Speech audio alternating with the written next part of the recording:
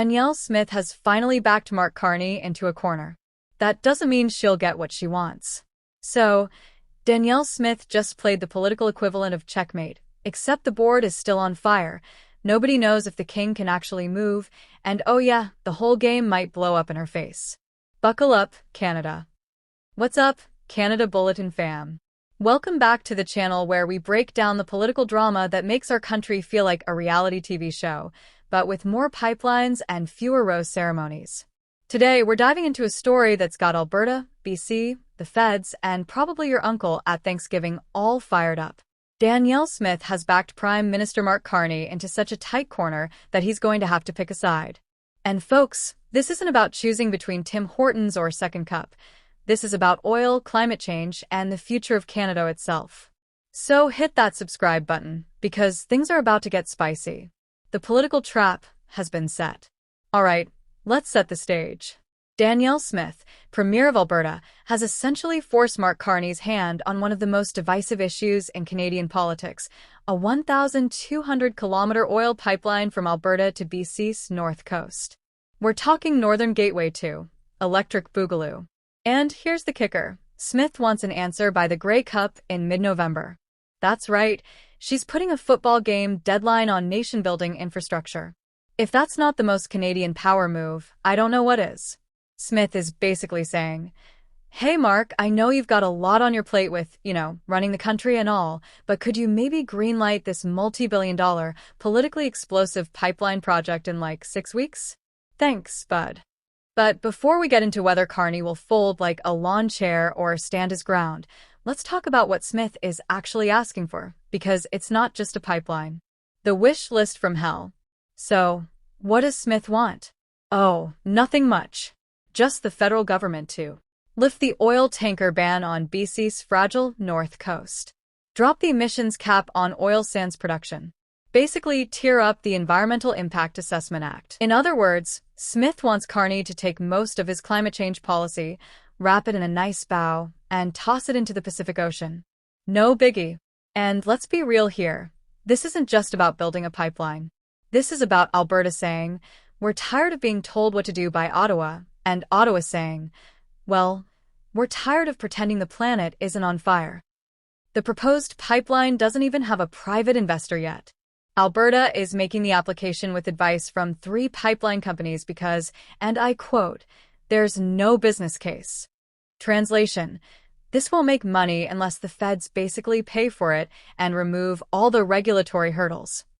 So we're not just talking about building a pipeline, we're talking about fundamentally restructuring Canada's approach to climate policy to make it happen.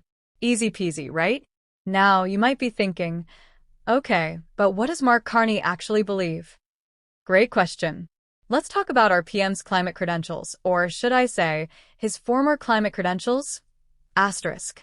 The man who wrote the book, then maybe ignored it. Here's where it gets juicy. Mark Carney literally wrote a book called Values, Building a Better World for All. In it, he said, and I'm directly quoting here, many of the problems in society today are the result of a misplaced acceptance of the status quo, specifically calling out our destructive dependence on fossil fuels. So, the guy who became Prime Minister partly on his reputation as a climate-conscious former central banker is now being asked to choose between his stated values and political reality. It's like watching someone who wrote a book about healthy eating being forced to decide between a salad and a deep-fried Oreo on live television. As PM, Carney has already shown signs of backtracking on his climate commitments. But Smith forcing the issue means he can't hide behind vague statements and, we're reviewing the policy, nonsense anymore. He's going to have to declare what side of history he wants to be on. Does he stand by his book? Or does he prove that once you get the keys to 24 Sussex, all those principles go out the window faster than you can say political expediency? But wait, there's more. Because this isn't just about Carney and Smith having a philosophical debate over coffee. Other players have entered the chat, and they are not happy. BC and First Nations say not so fast. Enter stage left, BC Premier David Eby, who has firmly said a no to lifting the oil tanker ban. You know, that ban that exists because BC's north coast is one of the most ecologically sensitive areas in North America? Yeah, that one. And it's not just EB. First Nations communities whose land and waters would be directly threatened by a potential oil spill have also said absolutely not. These communities have seen what happens when environmental protections are ignored, and spoiler alert, it doesn't end well. Now, technically, the federal government could override their opposition. They have that power. But imagine the optics, forcing an oil pipeline through another province and Indigenous lands against their explicit wishes. That's not just bad politics, that's a constitutional crisis waiting to happen. So Carney would be choosing between alienating Alberta and potentially fueling separatist sentiment, or alienating BC, Indigenous communities, and everyone who thought he actually cared about climate change. It's a lose-lose situation wrapped in a damned if you do, damned if you don't burrito. And speaking of timing, let's talk about the elephant in the room, or should I say, the electric vehicle in the garage? Is this pipeline already obsolete? Here's a fun fact that nobody in the oil industry wants to talk about. Even if this pipeline gets built, it's at least 5 years away. And 5 years in the energy world? That's basically a geological era. China, the world's largest oil importer, is going all in on electrification. Solar, wind, electric vehicles, they're manufacturing EVs and exporting them across Asia faster than you can say energy transition. The global demand for oil, especially for vehicles, is projected to drop significantly. So Alberta is fighting for a pipeline to export oil to overseas markets that might not want it by the time it's built. It's like investing in a blockbuster franchise in 2024. Sure, there might be some nostalgic demand, but is it really the future? The economics are shaky, the environmental costs are massive, and the political battle is brutal.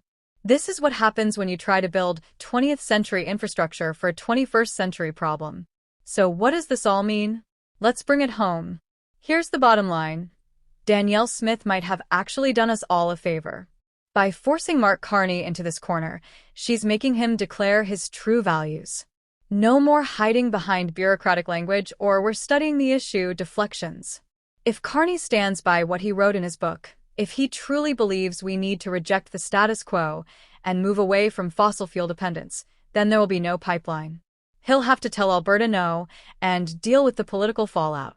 But if he gives Smith what she wants, well, then we'll know that all those climate commitments were just nice words in a book and the destructive dependence on fossil fuels continues business as usual. Either way, the mask comes off. And honestly, that's probably the most valuable thing to come out of